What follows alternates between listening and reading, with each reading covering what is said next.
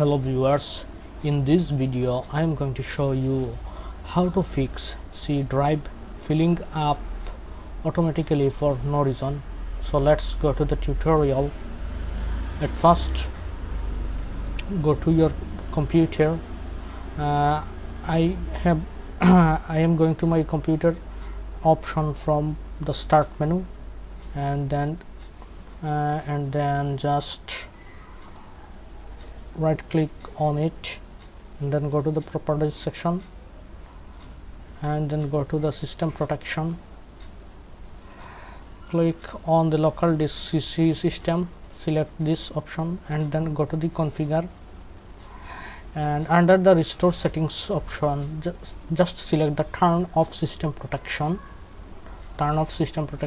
and then click on the OK button.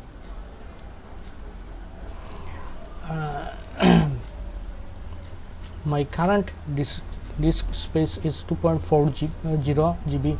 Before applying this method, my C drive was very low, and when I applied this method, believe me, I got a very good result from this technique. If you apply this technique, I will ensure that, or I will give you that the assurance this method is 100% working method. So if you like this video, please hit the like button and subscribe my channel. Goodbye.